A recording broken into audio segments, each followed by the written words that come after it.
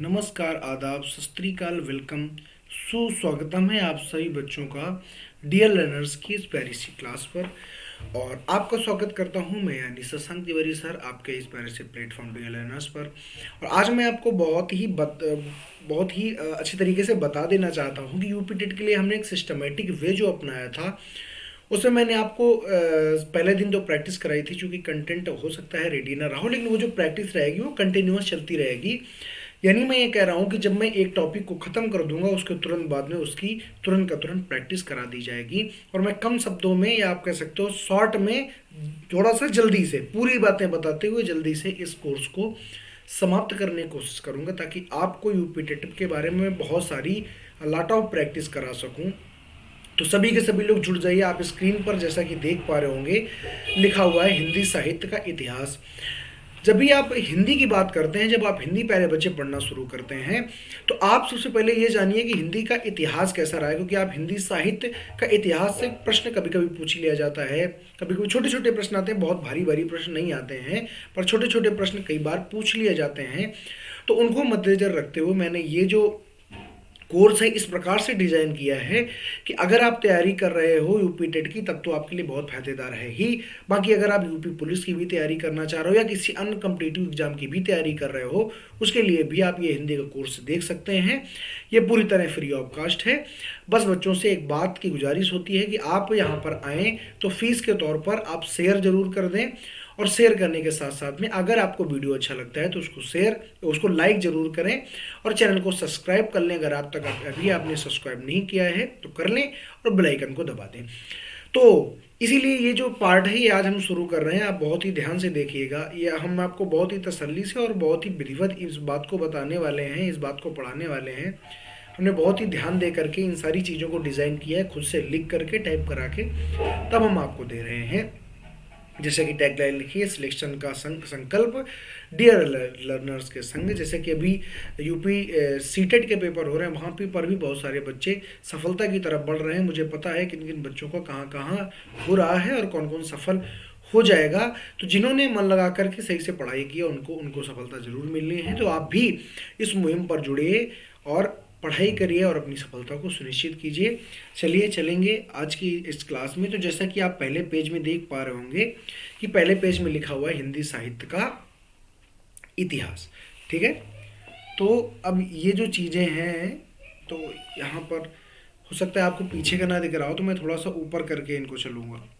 आप टेंशन ना करिए, आपको एक एक दिखाई पड़ेगा क्योंकि थोड़ा सा फिर कंप्रोमाइज कर लिया जाएगा। लिखा हुआ है हिंदी साहित्य का इतिहास। तो हिंदी पढ़ने के पहले ये जरूरी प्यारे भैया ये होता है कि आप उस चीज़ का इतिहास जरूर जाने। मैं हमेशा से कहता आया हूँ कि आप किसी भी सब्जेक्ट को पढ़ने जा रहे हैं तो उस सब्जेक्ट का जो पृष्ठभूमि है, जो उसके का बैकग्राउंड का जो कहानी है वो जानना बहुत ज़रूरी है। तो आज हम चालू करेंगे हिंदी साहित्य का इतिहास। तो हिंदी साहित्य का इतिहास अगर बात करें सर्वप्रथम किसने लिखा, सबसे प्रथम लिखने का श्रेय किसको जाता है, तो पहली ही लाइन में देखो यहाँ पर कोटेड है, लिखा हुआ है कि हिंदी साहित्य का इतिहास सर्वप्रथम लिखने का श्रेय एक फ्रेंच विद्वान, यानी जब हिंदी साहित्य है तो भारत की भाषा, लेकिन लिखा किसने, तो आप कहोगे लिखने का सर्वप्रथम प्रयास किया एक फ्रेंच विद्वान ने, जिसका नाम क्या था, तो आप कहोगे कि उसका नाम था सर जी गारसा दा तासी। तो अगर आपसे लिखा जाए, कहा जाए, पूछा जाए कि हिंदी साहित्य का सर्वप्रथम इतिहास लिखने का सर्वप्रथम श्रेय किसको जाता है, आप कहोगे गारसा दा तासी को जाता है। ये बड़े सिंपल छोटे छोटे प्रश्न हैं। अगर पूछा जाए कि बताइए उसने कौन सी पुस्तक में लिख के दिया था, उसकी पुस्तक का क्या नाम था, भाई मान लीजिए हमने कहा कि फ्रेंच विद्वान गारसा दा तासी ने लिखा था, लेकिन आपसे पूछा जाए कि किस बुक में लिखा था, किस किताब में लिखा था, तो किताब का नाम चूंकि फ्रेंच विद्वान था तो उसी के हिसाब से होगा। तो है इस्तवार, ये देखो लिखा हो इस्तवार द ला लिटरेच्यूर एंदुई ए हिंदुस्तानी। इसका हिंदी मतलब होता है कि उर्दू और हिंदी के साहित्य का इतिहास, उर्दू और हिंदी के साहित्य का इतिहास।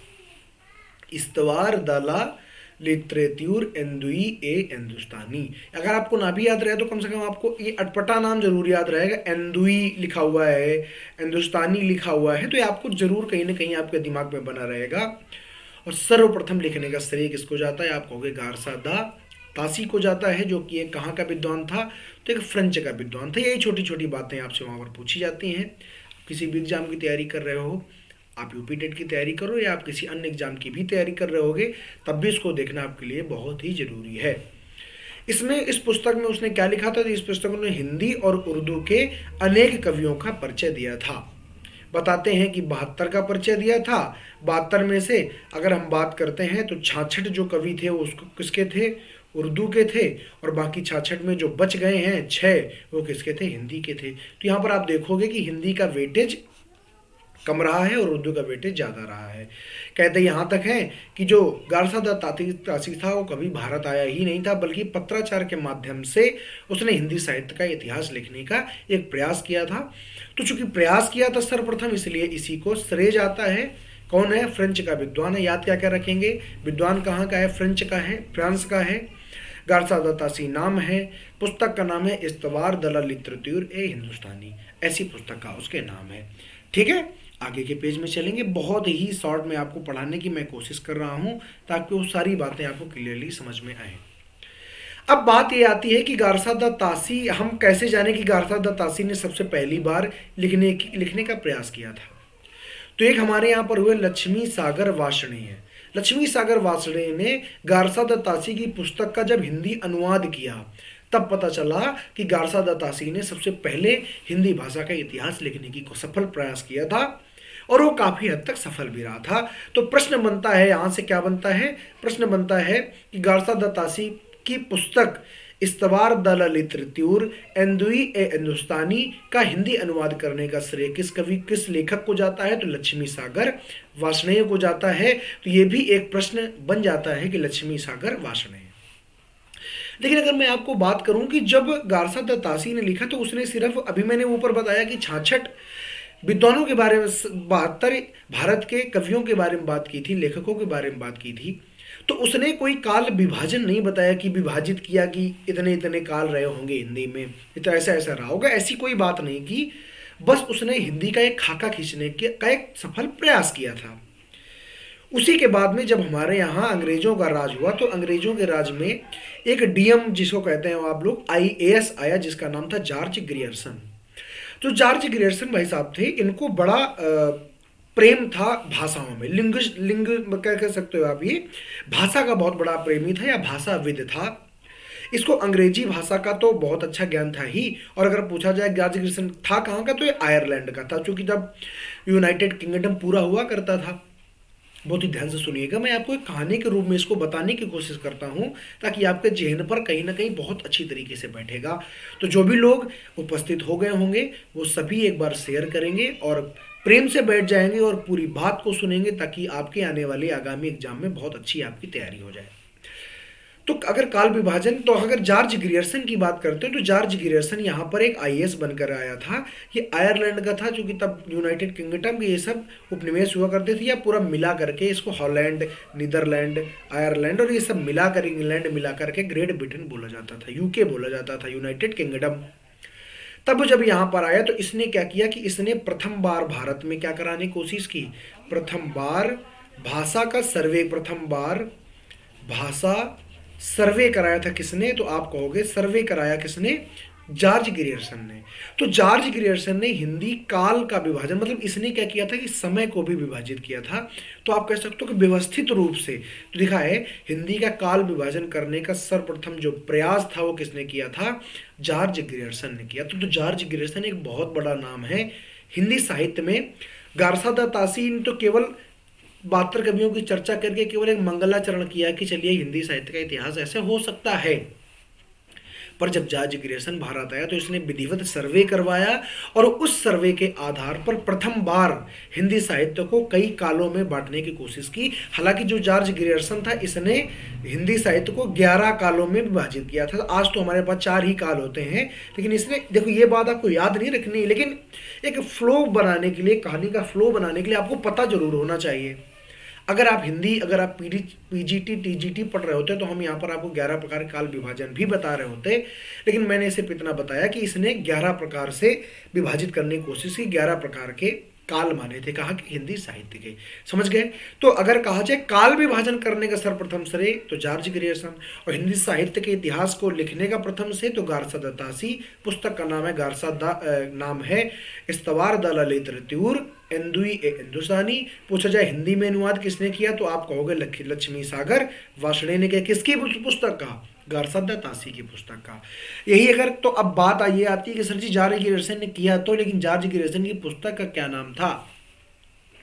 तो जॉर्ज ग्रियर्सन ने जो पुस्तक लिखी जिससे हमें जानकारी मिलती है कि इसने क्या किया था, विभाजित करने का काम किया था हिंदी साहित्य को, लिखा है the modern vernacular literature of Hindustan. कहीं कहीं आपको लिखा मिलेगा द मॉडर्न करना vernacular literature of northern Hindustan, माने नॉर्थ इंडिया के वाले नॉर्दर्न हिंदुस्तान मिलेगा, तो बात एक ही है। तो ये इसकी पुस्तक का नाम था। इसी पुस्तक में हमें मिलता है कि इसने 11 प्रकार के कालों में विभाजित किया था हिंदी साहित्य के इतिहास को। अगर बात करें कि हिंदी जॉर्ज ग्रियर्सन की पुस्तक का अनुवाद हिंदी में किसने किया तो डॉक्टर किशोरीलाल गुप्त ने किया था। किसने किया? डॉक्टर किशोरीलाल गुप्त ने किया। पूछा जाए जॉर्ज ग्रियर्सन की पुस्तक का क्या नाम था तो आप कहोगे the modern vernacular literature of Hindustan या the modern vernacular literature of northern Hindustan. तो ये भी कोई गलत बात नहीं है, दोनों एक ही होती है। कुछ किताबों में ये लिखा है, कुछ किताबों में ये लिखा हुआ है। ठीक है, आप कहेंगे बिल्कुल ठीक बात है।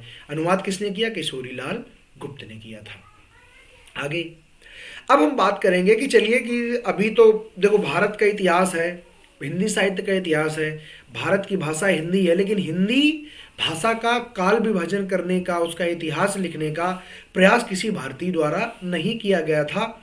सर्वप्रथम 2 विदेशी व्यक्तियों ने इसका प्रयास किया। जैसे कि हम कहते हैं कि हमारे वेदों में लिखा है कि पृथ्वी ग्रहों के चारों ओर चक्कर लगाती, चूंकि हमारे यहाँ तो ग्रह बहुत समय से रहे हैं। लेकिन अगर बात करते हैं कि ग्रह जो पृथ्वी है, जो सूर्य है, उसके चारों ओर ग्रह चक्कर लगाते हैं, इसको बात बताने का श्रेय गैलीलियो को जाता है, जबकि हमारे यहाँ ऑलरेडी था। तो हमारे लोगों में पता है परंपरा है कि का चुप साध रहा बलवाना। समझ रहे हो कि नहीं? जब इनको बताया जाता है कि अरे भैया आपको तो उसमें लिखा हुआ है, तब ये कहते हैं अच्छा हमारे वाले में तो लिखा था, फिर श्रेय लेने की कोशिश करते। तो ऐसा नहीं है। जो प्रथम बार प्रयास करेगा, जो प्रथम बार इनिशिएटिव लेगा, उसी के नाम पर सेहरा होगा, उसी के नाम पर ताज सजेगा। ये बिल्कुल परफेक्ट सी बात होती है।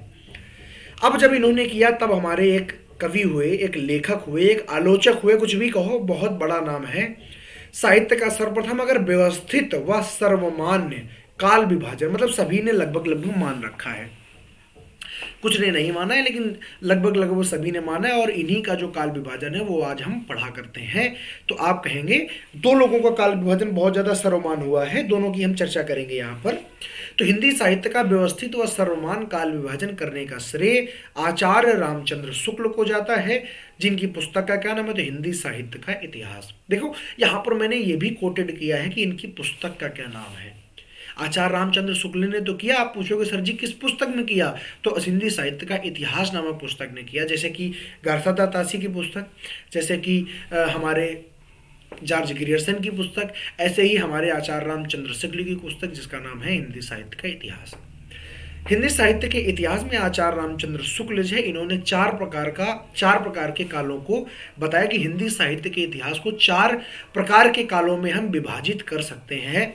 तो याद रखिएगा सर्वमान्य व सर्व व्यवस्थित था। ये ऐसे नहीं था कि यहाँ वहाँ पढ़ा हुआ है। आचार्य रामचंद्र शुक्ल ने किया और हिंदी साहित्य का इतिहास किया। ठीक है, आगे सुनो। देखो फिर अगर हम बात करते हैं, एक देखो यहाँ पर छोटी सी लाइन मिस कर दिया गया है, खैर हम आपको बताते रहेंगे। अब देखो आचार्य रामचंद्र शुक्ल ने क्या किया, किस किताब में किया तो आप कहोगे हिंदी साहित्य का इतिहास। आचार्य रामचंद्र शुक्ल ने कहा कि भैया देखो ऐसा है, शुक्ल जी की बात बता दें आपको कि शुक्ल जी ने कहा कि हिंदी साहित्य का जो इतिहास है उसको 4 कालों में हम विभाजित कर सकते हैं। ये हुआ कौन कौन से काल, तो उन्होंने बताया कि पहला जो काल है, देखो ध्यान से सुनो। अब रामचंद्र शुक्ल और हजारी प्रसाद द्विवेदी आप अभी नीचे पढ़ेंगे, दोनों में अंतर ये है कि रामचंद्र शुक्ल ने जो काल विभाजन किया वो संवत में किया। काहे में किया? संवत में। आचार्य रामचंद्र शुक्ल ने जो विभाजन किया था वो प्यारे भैया संवत में किया था। और जो आचार्य हजारी प्रसाद द्विवेदी ने किया वो ईस्वी में किया। आप सब जानते हो कि अगर संवत हमारे पास लिखा हो अगर इससे ईस्वी बनाना हो तो आप क्या करोगे, तो आप कहोगे सर जी संवत से ईस्वी बनाने के लिए 57 संवत में क्या करते हैं, घटा देते हैं, और अगर ईस्वी से संवत बनाना हो तो 57 क्या करते हैं, जोड़ देते हैं। यानी अगर हम मोटी मोटी भाषा में कहें तो संवत ईस्वी से 57 ज़्यादा होता है। जैसे आज हमारा चल रहा है 2023, अगर हम संवत पूछे तो इसमें 57 जोड़ दीजिए तो 0 और 8 तो 2080 संवत चल रहा है। कौन सा संवत चल रहा है आज, 2080। बड़े ध्यान से सुनिएगा, जब आपको कभी भी कहा जाए कि ईस्वी से संवत बनाइए तो उसमें 57 जोड़ देंगे। भाई कौन सा सन चल रहा है, सन 2023, ईस्वी सन एक बात है, तो 57 जोड़ा तो बताओ इस समय संवत कौन सा चल रहा है, आज तो 2080 संवत चल रहा है। लेकिन अगर बात किया जाए कि अगर हम लिख दें कि बताइए संवत 1957, पूछा जाए संवत ये लिखा हुआ है, पूछा जाए बताओ आज उस समय कौन सी ईस्वी रही होगी, तो आप कहोगे 57 इसमें घटा दो, घटाया तो आ गया 1900, तो कौन सी ईस्वी रही होगी, तो आप कहोगे 1900 ईस्वी रही होगी। आपको मोटे मोटे तौर पर यह समझ में आ गया होगा कि ईस्वी से संवत 57 ज़्यादा होता है। तो इसलिए जो हमारे शुक्ल जी ने जो विभाजन दिया था वो संवत में दिया था, वो ईस्वी में प्यारे भैया नहीं दिया था। ये बात आप बहुत ध्यान से और बहुत अच्छी तरीके से अपने जहन पर उतार लीजिए। अब होता क्या है कि एग्जाम में दो प्रकार के प्रश्न पूछे जाते हैं और कई बार हम उन प्रश्नों को गलत करते रहते हैं। क्यों? क्योंकि हम सही से उनको समझते नहीं हैं। देखो ध्यान से सुनो,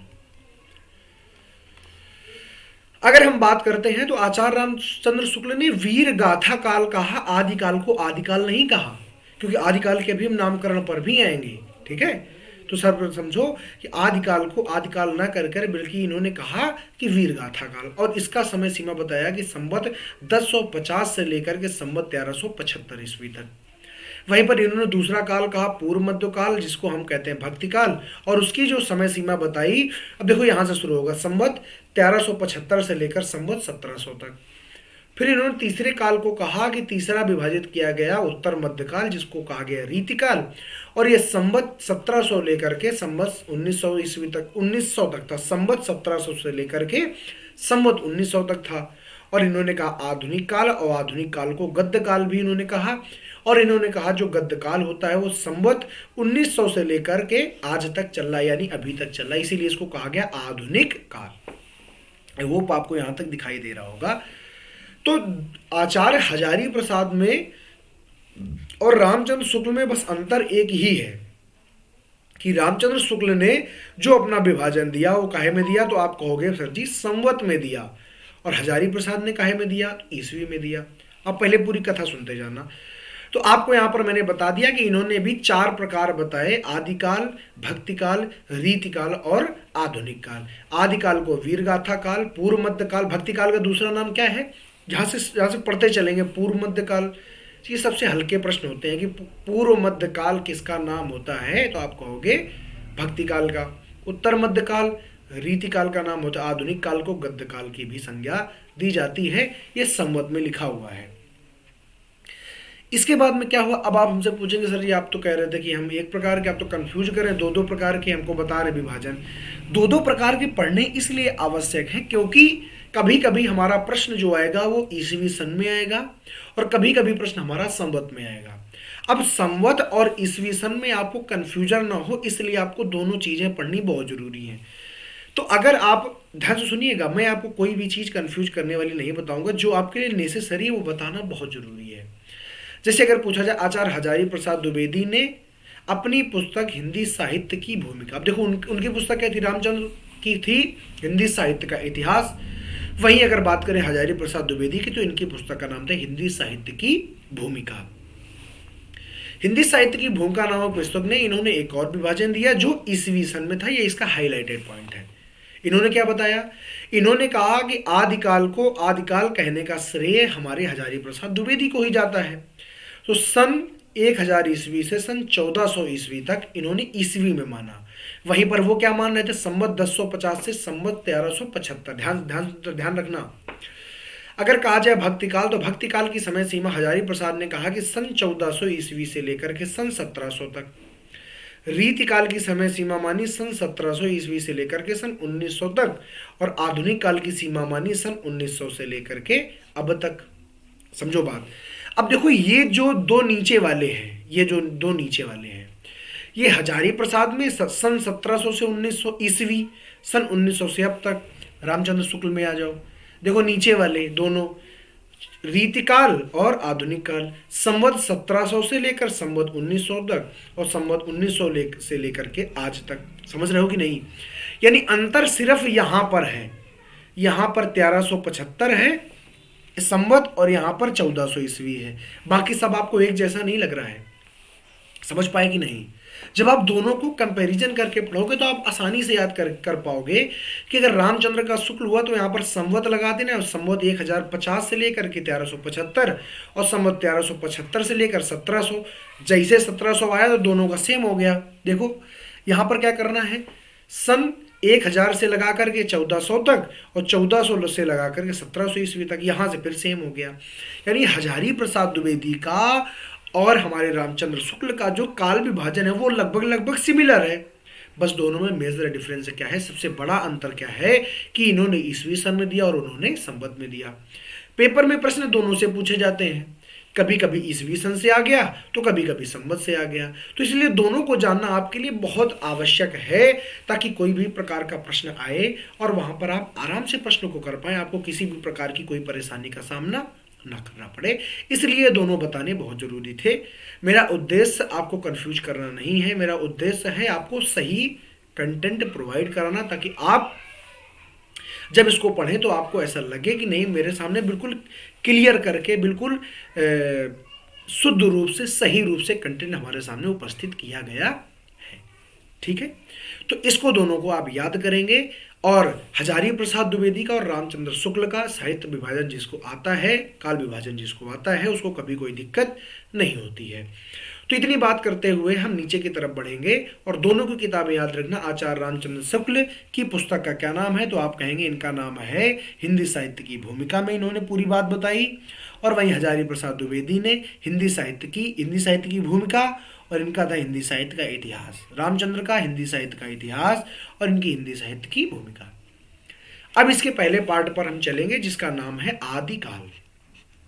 ठीक है, आदिकाल नाम है। आदिकाल की सीमा, समय सीमा अगर हम बात करते हैं शुक्ल जी के आधार पर, आचार्य रामचंद्र शुक्ल के आधार पर, तो संवत 1050 से लेकर के संवत 1375 ईस्वी तक शुक्ल जी के द्वारा दिया गया है। और ये मानते क्या थे, ये मानते थे कि महाराजा भोज के समय काल से, जो आचार्य रामचंद्र शुक्ल ने माना है, वो माना है महाराजा भोज जो थे उनके समय से, क्योंकि राजा भोज का सपना, हालांकि दादा शिव प्रसाद सितारे हिंद ने पहले भी किया है, लेकिन इन्होंने ये माना, शुक्ल जी ने माना कि जब राजा भोज, जब उनका समय काल आया, जब उनका कह सकते हो कि जब शासन काल आया, वहीं से हिंदी साहित्य की शुरुआत मानते हैं हमारे आचार्य रामचंद्र शुक्ल।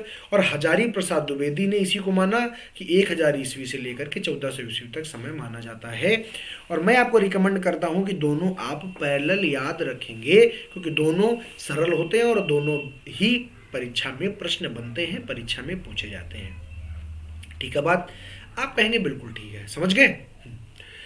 अब आगे अगर बात करते हैं तो प्यारे भैया, मेरे आपसे एक गुजारिश है कि अगर जब जो भी लोग देख रहे हो अभी तक अगर आपने लाइक नहीं किया तो प्लीज़ लाइक करिए और एक बार शेयर ज़रूर करिए, ताकि ये जो चीज़ें हैं ये बहुत अन्य लोगों तक पहुंचती रहें और हम आपके लिए मोटिवेट होते रहें, ताकि हम आपके लिए अन्य इसी प्रकार के वीडियोस बनाते रहें। चलेंगे हम आगे। आपने संबंध देख लिया है। आदिकाल के मेन जो प्रश्न बनता है प्यारे, वो इनके आदिकाल के नामों से बनता है। आदिकाल का नामकरण क्या क्या है, और ये वेरी वेरी इंपॉर्टेंट प्रश्न हो जाता है एग्जाम के दृष्टिकोण से। आपसे बार बार पूछा जाएगा कि बताइए चारण काल, आदिकाल का को चारण काल किसने कहा है, बताइए वीरगाथा काल किसने कहा है, बताइए सिद्ध संबंध काल किसने कहा है। यानी ये जो नामकरण है ये एक बहुत विशेष मुद्दा रहता है आदिकाल में, या आप जब साहित्य पढ़ रहे होंगे, जो कि बहुत कठिन साहित्य आपसे पूछना उसको है नहीं, क्योंकि वो कतई नहीं चाहता है कि आप साहित्यकार बने, उसको तो ये चाहता है कि आपको बेसिक नॉलेज है या नहीं है, आप उसको जानने का मेन उसका मोटो ये है। ठीक है, तो हम शुरू करेंगे नाम। अब ये आदिकाल के अन्य नाम हैं जो कि प्रश्न बड़ा बनता है। तो पहला नाम जैसा कि आप देख पा रहे होंगे लिखा हुआ है चारण काल। चारण काल किसने कहा, तो आप कहेंगे जॉर्ज ग्रियर्सन। देखो जॉर्ज ग्रियर्सन ने चारण काल क्यों कहा, क्योंकि जब आदिकाल की शुरुआत हुई उस समय भारत में बहुत सारे जो राजा रजवाड़े थे वो राज कर रहे थे, और कवियों का जो दायरा था वो सिर्फ इतना था कि राजा की प्रशंसा में रचना करनी है, राजा की प्रशंसा को ही गाना है, क्योंकि राजा ही आश्रय देगा, राजा ही हमारा खर्चा पानी चलाएगा। अगर हम राजा की प्रशंसा नहीं करेंगे, राजा नाराज हो जाएगा, तो फिर हमारा खर्चा पानी आदि चीजें बंद हो जाएंगी। इसका मतलब है चारण नाम की एक जाति होती है जो कि किसी भी एक राजा की बड़ाई में हमेशा रचनाएं करते हैं, हमेशा काव्य लिखते हैं। अगर हम दूसरे की बात करें, दूसरा नाम है तो किसने कहा? जॉर्ज ग्रियर्सन ने नाम दिया चारण काल। प्रारंभिक काल किसने कहा? मिस्र बंधु ने कहा। मिस्र बंधु में 3 मिस्र हैं, सुखदेव मिस्र, आदि आदि मिस्र हैं। तो हम आपको जब इसकी डिटेलिंग चूंकि नहीं पढ़नी है आपको, इसलिए मैं नहीं बता रहा हूँ। 3 प्रकार के मिस्र हैं, तीनों भाई भाई थे ऐसा मानते हैं। बड़ा भाई, मंझिला भाई और छोटा भाई, इन्होंने मिलकर बहुत सारा साहित्य के क्षेत्र में योगदान दिया है। आगे बात करते हैं वीर गाथा काल किसने कहा? तो अभी अभी मैंने बताया था कि रामचंद्र शुक्ल, जो हमारे शुक्ल जी हुए हैं, उन्होंने, रामचंद्र शुक्ल ने वीर गाथा काल, आदि काल का नाम वीर गाथा काल कहा है। अगर बात करें हम सिद्ध सामंत काल की, तो सिद्ध सामंत काल नाम किसने दिया? तो आप कहोगे राहुल सांकृत्यायन ने नाम दिया। राहुल सांकृत्यायन की बात करते हैं तो अथातो घुमक्कड़ जिज्ञासा, इनका एक बहुत अच्छा कोटेशन है कि सैर कर दुनिया की गाफिल, जिंदगानी फिर कहाँ, और जिंदगानी कर रही तो नौजवानी फिर कहाँ। कहते हैं कि इन्होंने अपना पूरा जीवन घूमते घूमते बिताया, यात्रा वृत्तांत लिखते लिखते बिताया। बहुत ही उच्च कोटि के यात्रा वृत्तांत के लेखक थे और 40 साल की उम्र में इनका निधन हुआ। तब तक इन्होंने आधी दुनिया लगभग घूम ली थी। तो राहुल सांकृत्यायन एक बहुत बड़ा नाम है, याद रखिएगा। सिद्ध सामंत काल, सामंत काल इसलिए कहा क्योंकि उस समय सामंती व्यवस्था थी। सामंती व्यवस्था का मतलब हो रहा है कि जैसे मान लीजिए किसी एक राजा का बहुत बड़ा कोई एक साम्राज्य है, अब सब जगह तो जा नहीं सकता है, तो अपने छोटे छोटे डीएम, जैसे कि आज हर एक जिले में एक डीएम बिठा रखा है मुख्यमंत्री ने, और मुख्यमंत्री को सीधे रिपोर्ट करता है, वही बात तो है। तो ऐसे सामंत काल था और कवियों का प्रमुख काम था उन सामंतों को खुश रखना, क्योंकि उन्हीं से उनका रोजी रोटी आदि जो भी चलता रहता था। ठीक है, तो ये चारों नाम आप याद रखेंगे। आगे बात करें तो आगे अगला नाम आता है वीर काल। आदिकाल को वीर काल किसने कहा? तो वीर काल कहा विश्वनाथ प्रसाद मिश्र ने, याद रखिएगा। संधिकाल एवं चारण काल दोनों बातें हैं। संधिकाल किसने कहा? संधिकाल इसलिए कहा क्योंकि उन्होंने कहा कि अपभ्रंश जा रही थी और हिंदी भाषा आ रही थी, तो दोनों का एक मिलन का काल हो गया, दोनों का एक मिड पॉइंट हो गया था, इसीलिए हमने इसको कह दिया संधि काल या चारण काल। इसको जो देने वाले थे, ये जो नामकरण करने वाले थे, ये राम कुमार वर्मा, बहुत एक नामचीन नाम है, आप इनको याद कर लीजिए, आगे आप इनको बहुत पढ़ेंगे। अब बात आती आदिकाल को आदिकाल किसने कहा? सबसे बड़ा प्रश्न होता है कि आदिकाल नाम है, जैसे मेरा नाम है शशांक तिवारी, तो शशांक को शशांक नाम किसने दिया? ऐसे आदिकाल को आदिकाल नाम किसने दिया? तो आप जानते हो, मैंने अभी अभी आपको पढ़ा आचार्य हजारी प्रसाद द्विवेदी। जैसे वीर गाथा काल किसने कहा? रामचंद्र शुक्ल, और आचार्य हजारी प्रसाद द्विवेदी ने आदिकाल को आदिकाल कहा। बड़ा ही इंपॉर्टेंट हो जाता है क्योंकि आदिकाल आ गया। फिर आगे आ जाती है जय काव्य काल किसने कहा? तो रमाशंकर शुक्ल रसाल ने कहा। अपभ्रंश काल किसने कहा? तो आप कहेंगे धीरेन्द्र वर्मा ने कहा कि यह अपभ्रंश काल है। तो यहां से नामकरण खत्म होता है। अब प्रथम प्रश्न ये उठता है कि बताइए हम हिंदी का प्रथम कवि किसको माने? तो एक हमारे हुए हैं सर हपाद, आई होप आपको दिख रहा होगा, नहीं दिख रहा है मैं ऊपर कर देता हूँ। सर हपाद लिखा हो, चाहे लिखा हो सर हपा, क्या लिखा हो? सर हपा, चाहे लिखा हो सर हपाद और चाहे लिखा हो सर हपा। तो सर हपा नाम एक हमारे काव्य में कवि हुए, और ये जो कवि हैं, एक मिनट रुकते हैं, थोड़ा जूम करके देखते हैं एक बार।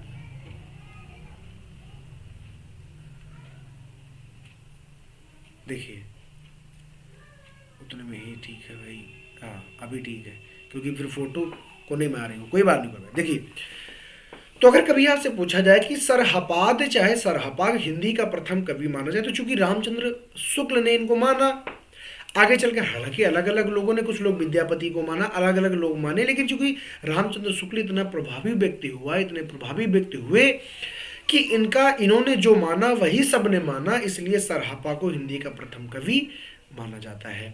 अब हम यहाँ पर नीचे चर्चा करेंगे आदिकालीन कुछ प्रमुख रचनाओं की और उनके रचनाकार की, जो एग्जाम में बार बार पूछी जाती रहती हैं। बहुत ज़्यादा विस्तार ना करते हुए थोड़ी ही बात में इसको समाप्त करेंगे टॉपिक को।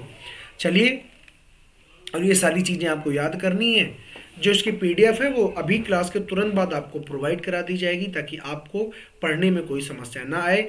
हमारा उद्देश्य या हमारा लक्ष्य है आपको सुगमता पहुंचाना, आपकी पढ़ाई में आपकी मदद करना, ना कि कठिनाई पैदा करना। इसलिए जो सारी चीज़ें हैं जब आपके लिए ही हैं तो क्लास के तुरंत बाद आपको प्रोवाइड कर दी जाएंगी। मेरी सभी बच्चों से गुजारिश ये है कि आप सभी एक बार शेयर ज़रूर करें, ज़्यादा से ज़्यादा लोगों तक इसको ज़रूर पहुँचाएं, क्योंकि मेहनत है तो मैं चाहता हूँ बर्बाद न जाए। और आप हैं तो हम हैं, हमने कई बार आपको बता दिया है। चलिए, तो पहली अगर प्रश्न रचना की बात करते हैं तो ये है श्रावकाचार्य। श्रावकाचार्य जो रचना है इसके रचनाकार हैं देवसेन। दूसरी है विजय सेन सूरी, तो इनकी इसके रचनाकार है रेवंत गिरी रास। फिर है खुमार रासो। देखिए, रासो जो है, रासो ग्रंथ विशेषता रही है किसकी, तो आप कहोगे आदिकाल की। आदिकाल में सबसे ज्यादा रासो ग्रंथों की रचना की गई, और रासो का मतलब होता है विजय गाथा। क्या होती है, विजय गाथा। भी आप देखेंगे तो बहुत सारे आप रासो ग्रंथों की चर्चा देखेंगे। जैसे खुमार रासो लिखा दलपति विजय ने। अब देखो, यहाँ से ये बातें आपको याद करनी है कि रासो ग्रंथ सारे आपको रटे होने चाहिए, आपके टंग में होने चाहिए, कोई पूछे आप तुरंत उसको बता पाए। ठीक है, तो खुमार रासो माने दलपति विजय ने लिखा। अगर कहा जाए विजयपाल रासो, तो विजयपाल रासो को लिखा है नल्ल सिंह भाट ने। किसने, कम से कम नल्ल सिंह याद रखिएगा। अगर बात करते हैं बीसल देव रासो, ये देश राग अलग ज्यादा लिख गया है, बीसल देव रासो, इसको लिखा है नरपति नाल्य ने। मैं आपको बताता हूं कि रासो ग्रंथ जितने हैं ये सब के सब आपको रट के रखने होंगे। ठीक है, तो खुमार रासो दलपति विजय, विजयपाल रासो नल्ल सिंह, बीसल देव रासो तो आप कहोगे नरपति नाल्य ने लिखा। आगे अगर हम बात करते हैं पृथ्वीराज रासो को लिखा है हमारे चंद्रबरदाई ने। चंद्रबरदाई पृथ्वीराज चौहान के दरबार पर उनके महामंत्री भी हुआ करते थे। और पृथ्वीराज रासो, जैसे कि आप जानते, पृथ्वीराज रासो मैंने पृथ्वीराज की विदाई गाथा को लिखा है चंद्रबरदाई ने। आगे जय मयंक जयचंद्र प्रकाश को लिखा भट्ट केदार या केदार भट्ट, दोनों की बातें हैं। वैसे आपको भट्ट केदार लिखा मिलेगा, जयचंद्र प्रकाश भट्ट केदार ने। फिर एक रचना आती जय मयंक जस चंद्रिका। ये रचनाएं आपको रट के रखनी होंगी, क्योंकि यही साहित्य का बेस बनाती हैं। ये रचनाएं आपसे बार बार पूछी जाती हैं। ये लिखा है मधुकर भट्ट ने, या कवि मधुकर कवि चाहे मधुकर भट्ट, दोनों एक ही बातें हैं। ठीक है, आगे अगर कहा जाए परमाल रासो, परमाल रासो को ही कहते हैं आलाखंड। जो आप कहो बुंदेलखंड के इलाके में दो वीर हुए जिनका नाम हुआ आला और उदल, और आला और उदल की जो विजय गाथाएं हैं वो आज हमारे यहाँ पर जो उत्तर भारत है, उत्तर भारत के बुंदेलखंड के इलाके में लोग बारिश के समय में इसका गायन करते हैं और लोग बड़ा ही प्रेम से सुनते हैं। तो ये एक प्रकार का आलाखंड, तो वही आला है जो आप कभी न कभी आपने सुना होगा। ठीक है, और अगर नहीं सुना है तो जरूर सुनिएगा। आलाखंड, तो आलाखंड को लिखा है किसने, जगनिक ने। और आलाखंड का स्टैंडर्ड नाम क्या है, तो आप कहोगे परमाल रासो। ठीक है, ये वही आला और उदल की कहानी है। बारिश के समय में लोग सुनना पसंद करते हैं। हमीर रासो, हमीर रासो को लिखा है सारंगधर ने। एक है रणमल्ल छेद, इसको लिखा है श्रीधर ने। और ढोला मारूला दूहा, इसको लिखा है कल्लूर। ये जो रचनाएं, देखो आदिकाल की जो रचनाएं हैं, बहुत सारी रचनाएं ऐसी भी हैं जब आदिकाल की शुरुआत ही मान ली जाती है, तो उसी को मान लिया गया कि चलिए ढोला मारूला दूहा ये रचना है। अब देखिए, एक कवि ये परिचय के मोहताज नहीं है जिनका नाम है अमीर खुसरो। आप जानते हो कि अमीर खुसरो जो है उनका जो जन्म हुआ वो कहाँ हुआ, कासगंज जिले में हुआ। कहाँ पर हुआ, कासगंज जिला। कासगंज जिला जो कि उत्तर प्रदेश में है, उत्तर प्रदेश का एक जिला बन गया है, पहले नहीं हुआ करता था, तो बदल के एटा को बदल कर मेरे हिसाब से कासगंज को बनाया गया है। तो कासगंज जिले में इनका जन्म हुआ था। और इन्होंने सर्वाधिक मुगलों का काल देखा है, मतलब सुल्तानों का, सर्वाधिक सुल्तानों के काल तक ये रहे हैं। अलाउद्दीन खिलजी से लेकर मोहम्मद बिन तुगलक तक मेरे हिसाब से इनका समय रहा है। ये बलबन के समय में भी रहे हैं। तो अमीर खुसरो के नाम पर क्या है कि इन्हीं को कहा जाता है तूतिए हिंद। मैंने शायद नीचे कोड किया है, हाँ ये देखो लिखा हुआ है मैंने कि अमीर खुसरो को कहते हैं तूती ए हिंद या तोता ए हिंद। इनका कहना था कि अगर हिंद के बारे में पूछना है तो मुझसे पूछो, मैं आपको बताता हूँ हिंद क्या है, भारत क्या है, हिंद क्या है। तो इनको कहा जाता था हिंद का तोता, तो तूती ए हिंद, क्योंकि अरबी भाषा और फारसी भाषा ज़्यादा इनको रुचि थी। हालांकि इन्होंने अरबी फारसी को मिला करके सर्वप्रथम अगर पूछा जाए कि खड़ी बोली हिंदी का सर्वप्रथम रचना करने वाला का कवि कौन था, तो अमीर खुसरो। खड़ी बोली हिंदी, हिंदी में सरहपा पर खड़ी बोली हिंदी। जैसे आज जो उत्तर भारत का जो सेंटर है, जैसे मैं अगर अपने जिला की बात करूं, कानपुर नगर की बात करूं, तो यहाँ पर शुद्ध खड़ी बोली का प्रयोग किया जाता है। दिल्ली में शुद्ध खड़ी बोली का प्रयोग किया जाता है। तो खड़ी बोली का मतलब होता है कि वही बोली जो बोली जाए और वही जब हम देवनागरी में लिखते हैं उसको हम खड़ी बोली कहते हैं। अगर आपसे पूछा जाए मानक हिंदी क्या होता है, ध्यान से सुनना। कभी आपसे अगर पूछा जाए कि मानक हिंदी किसे कहते हैं, स्टैंडर्ड हिंदी क्या है, तो आप कहोगे स्टैंडर्ड हिंदी होती है खड़ी बोली। क्या होती है? खड़ी बोली। यानी अगर शुद्ध हिंदी की बात की जाए तो खड़ी बोली एक हिंदी का ही एक शुद्धतम रूप है। तो अगर आ जाए खड़ी बोली हिंदी में सर्वप्रथम रचना किसने किया? अमीर खुसरो के नाम पर कई सारी चीजें हैं, दो चीजें मैंने बताई। अब ऊपर आ जाओ, अमीर खुसरो की रचनाओं पर एक नजर डाल लेते हैं। तो अमीर खुसरो ने एक खालिक बारी नाम से एक फारसी हिंदी शब्दकोश लिखा। जैसे इंग्लिश की डिक्शनरी होती है ऐसे ही हिंदी की डिक्शनरी होती है। ऐसे ही मतलब एक भाषा जिससे आप जब दूसरी भाषा सीखना चाह रहे हो तो उसकी डिक्शनरी तो होगी ना, शब्द का मतलब तो जानोगे। तो एक तो इनकी ये रचना है खालिक बारी। फिर आवाज ए खुसरवी एक रचना की। फिर इनकी रचना है नूह सिपहर और पहेलियां और मुकरियां, इनकी छोटी छोटी रचनाएं हैं। हालांकि इनके बारे में खड़ी बोली हिंदी का प्रथम कवि ज्यादा पूछा जाता है और तूती ये हिंदी पूछा जाता है। अब देखिए बात आ जाती है विद्यापति के। तो सबसे पहले हम विद्यापति के बारे में आपको एक बात बताते हैं कि अगर आपसे कभी भी पूछ लिया जाए कि भैया मुझे एक बात बताइए कि मैथिल कोकिल किसको कहा जाता है, मैथिल कोकिल, तो मैथिल कोकिल कहा जाता है विद्यापति को। और विद्यापति को ही कहते हैं हिंदी भाषा का प्रथम गीतकार। हिंदी भाषा का प्रथम गीतकार, यानी सबसे पहले अगर रचना करने शुरू की थी, गीतों की जब रचना करना शुरू किया था विद्यापति ने शुरू किया था। विद्यापति की रचना का नाम है कीर्तिलता और कीर्ति पताका। एग्जाम में बहुत बार पूछी जा चुकी हैं, बहुत ही ज़्यादा इंपॉर्टेंट हो जाती हैं, तो याद रखिएगा। कीर्तिलता और कीर्ति पताका किसकी रचना है? विद्यापति की है। और मैथिल कोकिल इनका उपनाम है और हिंदी भाषा के प्रथम गीतकार के रूप में भी इनको जाना जाता है। फिर लिखा है कुबलय माला, इसको लिखा है उद्धोतन सूर्य ने इसको लिखा हुआ है। ठीक है, आगे आ जाओ, ये देखो एक रचना है राउल वेल, इसको लिखा है रोडा ने। बड़ी प्राचीन रचना है, अपभ्रंश की रचना है, लेकिन हिंदी की शुरुआत अब चूंकि अपभ्रंश से मानी जाती है इसलिए इसको पढ़ते हैं। फिर एक रचना है उक्ति व्यक्ति प्रकरण, इसको लिखा है हमारे दामोदर शर्मा ने, बहुत ही इंपॉर्टेंट है। ठीक है, आगे लिखा वर्ण रत्नाकर, जिसको लिखा है ज्योतिरीश्वर ठाकुर ने। तो यहाँ पर ये दोनों रचनाओं को हम बहुत अच्छी तरीके से याद रखेंगे और नीचे वाली बात मैंने आपको यहाँ पर बता ही दी है। अब वीडियो के हम आखिर चरणों पर चल रहे हैं, तो मेरी सभी से गुजारिश है कि जिसने अभी तक भी एक बार भी वीडियो को शेयर नहीं किया वो शेयर जरूर करें। ये देखो जैसे सरहपा कौन है, तो हिंदी के प्रथम कवि होने का, फर्स्ट कवि होने का इनको गौरव प्राप्त है। इनकी रचना क्या है? दोहा कोश। अगर कहा जाए कि छप्पइयों का राजा किसको कहते हैं, तो आप कहोगे चंद्रबरदाई को। शिव सिंह सरोज एक कवि हुए हैं जिन्होंने इसको क्या माना है? छप्पइयों का राजा, जो कि छप्पय एक छंद होता है, छप्पय नाम का एक छंद होता है। तो चंद्रबरदाई की पुस्तक का नाम अभी मैंने पढ़ा है पृथ्वीराज रासो में। इन्होंने छप्पय का खूब प्रयोग किया, छप्पय छंद का प्रयोग खूब किया, इसलिए इनको छप्पइयों का राजा कहा जाता है। अगर कहा जाए आदि चारण साहित्य या आदिकाल साहित्य का दूसरा नाम क्या है, तो आप कहोगे रासो साहित्य। अभी भी मैंने बताया कि आदिकाल में जितना साहित्य सृजन हुआ सबको रासो साहित्य के नाम से जाना जाता है। आदिकाल का प्रमुख रस कौन रहा, तो आप कहोगे वीर रस, क्योंकि मैंने कहा है कि रासो का मतलब होता है वीर गाथा। और जब किसी भी रचना में आप वीर गाथा लिखने की कोशिश करेंगे तो उसका जो रस होगा वो ऑटोमेटिक, या कह सकते हो अपने आप से वीर रस हो जाएगा, क्योंकि आप किसी की वीर गाथा लिख रहे हैं। और वीर गाथों को लिखने के लिए रस कौन सा प्रयोग होगा? वीर रस। बड़ी सीधी सी बात है। अब्दुल रहमान नाम का एक कवि हुआ जिसने लिखा संदेह रासक।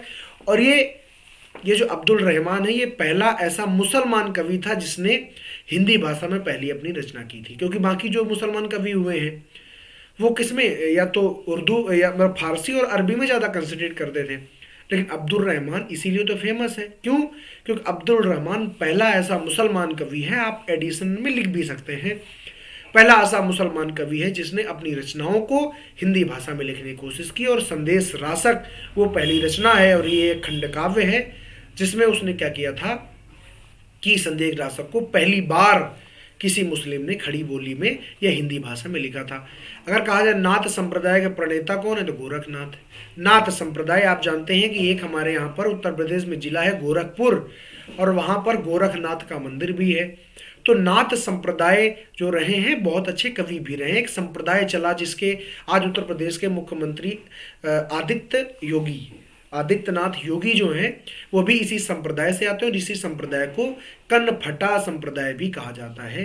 कनफटा संप्रदाय भी कहा जाता है क्योंकि यहाँ पर ये कानों में अपने एक कुंडल पहनते हैं। योगी जी को देखना पहनते हैं वो, और कुंडल पहनने से इनके कान जो है वो थोड़े से लंबे से फट जाते, इसलिए इसी संप्रदाय को कहा गया कनफटा संप्रदाय। ठीक है। और कनफटा जो होता है वो चूंकि यहाँ पर खिचड़ी मेला होता है, जैसे कि अभी लगा होगा, अभी खिचड़ी अभी गई है, मकर संक्रांति में खिचड़ी मेला होता है और ये उत्तर प्रदेश का सबसे बड़ा मेला भी माना जाता है। तो चूंकि हमारे प्रधानमंत्री जी भी इसी संप्रदाय से हैं और इस समय गोरखनाथ पीठ के वो मंडलाधीश भी हैं, आप कह सकते हो कि सबसे बड़े संत भी वही हैं, इसलिए हमको याद करना बहुत जरूरी होता है। क्योंकि उत्तर प्रदेश आप यूपी टेट दे रहे हैं, पता नहीं किस रूप में योगी जी पूछ लिए जाएं, या आप कह सकते हो कि गोरखनाथ पूछ लिए जाएं। और बहुत ही ये सिद्ध संत हुए हैं और इनकी जो श्रद्धा है बहुत लोगों से इनकी श्रद्धा जुड़ी हुई है, बहुत ही अच्छे संत थे। तो इनके प्रणेता कौन थे? नाथ संप्रदाय के। चूंकि जो हम पढ़ते हैं जब आदिकाल, तो आदिकाल में ही चर्चा होती है नाथ संप्रदाय की, नाथों की चर्चा होती है, इसलिए आपको याद करना बहुत जरूरी है क्योंकि उत्तर प्रदेश के परिदृश्य में यह है। अभी भी मैंने थोड़ी देर पहले आपको एक बात बताई थी कि अगर बात की जाए अमीर खुसरो की तो क्यों जरूरी है, क्योंकि उत्तर प्रदेश का आकाशगंज जिले का है, तूती ए हिंद। याद रखिएगा जो उत्तर प्रदेश का है उसको पढ़ना बहुत ही जरूरी है। ठीक है। और विद्यापति क्यों जरूरी, क्योंकि बगल का राज्य है बिहार, और बिहार में चूंकि मैथिली एक जिला है और वहाँ पर मैथिली भाषा भी है, इसलिए पढ़ना उसको भी बहुत जरूरी है। अगर कहा जाए कि अपभ्रंश का भवभूति किसको माना जाता है तो आप कहोगे पुष्य दंत को। विद्यापति का पद नाम किस भाषा से है? पद किस भाषा में है तो मैथिली में। स्वयंभू की रचना कौन सी है? आप कहोगे पौम चरित्र। गीता गोविंद नहीं है बल्कि ये गीत गोविंद है। गीत गोविंद की रचना की जयदेव ने, और विद्यापति को अभिनव जयदेव भी कहा जाता है। ठीक है, याद रखेंगे। कुतुबन किसकी रचना है? कुतुबन एक कवि है। कुतुबन की रचना है मृगावती और मंजन की रचना है मधुमालती, और ये दोनों रचनाएं मगअप कर लीजिएगा, आपको हमेशा बिल्कुल याद रखनी है। कुतुबन किसकी रचना? कुतुबन की कौन रचना है? कुतुबन नाम का एक कवि है और मंजन नाम का एक कवि है। तो कुतुबन की रचना है मृगावती और मंजन जो है रचना है, मंजन की रचना कौन सी है तो मधुमालती है। कुतुबन एक कवि हुए, दोनों मुसलमान कवि हैं, और कुतुबन ने लिखा मृगावती और मंजन ने लिखा मधुमालती। तो यहाँ पर लास्ट स्लाइड आपको धन्यवाद देने के लिए रखवाई जाती है, ताकि बहुत बहुत आपका आभार है, आप इस क्लास में आए और आपने इस क्लास को ज्वाइन किया, आपने क्लास को साकार किया है, और आप जैसे बहुत सारे छात्रों की हमें ज़रूरत है ताकि आप सभी आएँ और क्लास को पढ़ें और क्लास का आनंद लें और आप सफल हो, ताकि जो हमारा मिशन है कि हम भी चाहते हैं कि आप भी आपको फ्री पढ़ाएं और बहुत अच्छा कंटेंट दें, वो हम पूरा कर पाएँ। हम बहुत बड़ा प्लेटफॉर्म तो नहीं है, लेकिन जितना है हम उतना हम अपने हिसाब से जितना हम आपके लिए कर सकते हैं उतना हम आपके लिए ज़रूर करेंगे। क्वालिटी कंटेंट प्रोवाइड कराना हमारी प्राथमिकता रहती है। हम ये चाहते हैं, हम ऐसा प्रयास करते हैं कि आपको जो हम कंटेंट दें वो बहुत ही क्वालिटीदार रहे, ताकि आप थोड़े से कंटेंटों को पढ़कर एक बहुत बड़ी सफलता को अर्जित करें। इसी आशा और विश्वास के साथ में कि आपने चैनल को लाइक शेयर सब्सक्राइब जरूर किया होगा, आपने अपना कर्तव्य जरूर पूरा किया होगा। इसी आशा और विश्वास के साथ में आज की इस क्लास को समाप्त करेंगे। आज से आपसे विदा लेंगे, अगली क्लास में आपको मिलेंगे किसी और नए कॉन्सेप्ट के साथ में। तब तक के लिए जय हिंद, नमस्कार। खुश रहिए, मुस्कुराते रहिए, जीते रहिए। नमस्कार, जय हिंद।